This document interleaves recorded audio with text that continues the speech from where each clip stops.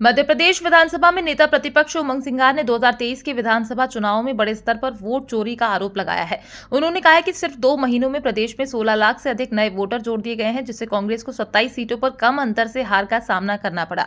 सिंगार ने चुनाव आयोग पर पक्षपात का आरोप लगाते हुए कहा कि आयोग ने बीजेपी को फर्जी जनादेश दिलाने में अहम भूमिका निभाई। उन्होंने मतदाता सूची में गड़बड़ियों, वोटर डेटा में पारदर्शिता की कमी और वोट हटाने के आदेश को सिर्फ कागजों तक सीमित बताया। कांग्रेस इस मुद्दे पर न्यायालय का दरवाजा खटखटाने की तैयारी कर रही है। सेम रहा वोट परसेंट आपका, लेकिन बीजेपी का 7 से 8% जो वोट है वो बढ़ गया। तो जो आप इशारा कर रहे हैं वो ये 8% वोट है। बिल्कुल बिल्कुल। जब आप अगर आखिरी के 2 महीने में अगर आप वोट बढ़ा रहे हैं, किन सीटों पे बढ़ाया है, क्या इन्होंने क्या समीकरण बनाया, तो स्वाभाविक है जब इनका जनादेश है। वोट कौन जा रहा है? आप जा रहे हैं, मध्य प्रदेश कांग्रेस जा रही है, एआईसीसी जा रही है? कांग्रेस पार्टी जाएगी। मैं समझता हूं कि चुनाव आयोग के पास पूरी जानकारी है, डेटा है, लेकिन चुनाव आयोग ना पब्लिक से उसको शेयर करना चाहता, ना पॉलिटिकल पार्टियों से शेयर करना चाहता, ना मीडिया से शेयर करना चाहता। वो मैंने आपको प्रमाण दिया है कि चुनाव आयोग ने खुद ने कहा है कि वेबसाइट पे नहीं डाला जाए, ना किसी को दिया जाए। तो क्या करें? मैं तो कहता हूँ चुनाव आयोग देश से माफी मांगे अगर इस प्रमाण को, इस लेटर को अगर वो खारिज कर दे। राहुल गांधी जी क्यों मांगे? राहुल गांधी जी ने प्रमाण के साथ, सत्य के साथ जानकारी दी है। मैं कहना चाहता हूँ कि चुनाव आयोग को माफी मांगना चाहिए। अब मैं कहना चाहता हूँ कि अब एक तरफ चुनाव आयोग कहता है कि हम वोटर की जानकारी उसके वेबसाइट पे देते हैं, वोटर अपनी ईपिक नंबर से देख सकता है, लेकिन वोटर पूरी लिस्ट नहीं देख सकता।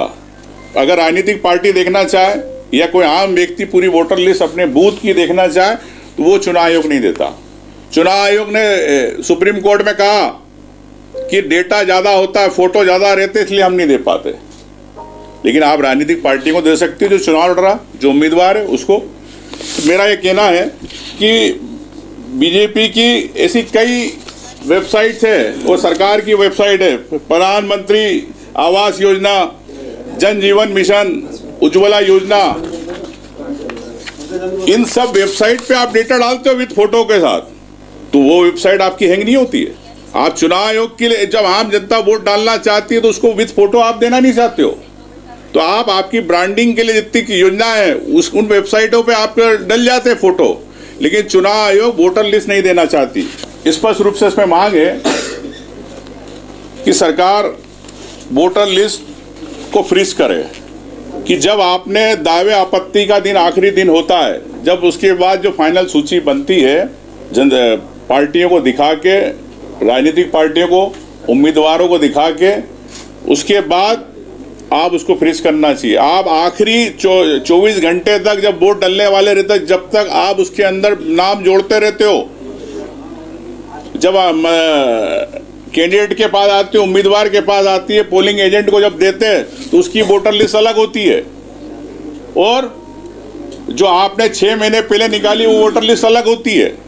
हुई इसके अंदर 7 महीने के अंदर 4,64,000 मतदाता रहे, और अंतिम सूची प्रकाशित हुई जिसके अंदर 16 लाख 2 महीने के अंदर इतने वोटर बढ़ गए। क्या इसकी जानकारी आपने राजनीतिक दलों को दी? अचानक 2 महीने के अंदर इतनी बढ़ोतरी क्यों? मतलब हर दिन लगभग 26,000 वोट बढ़े।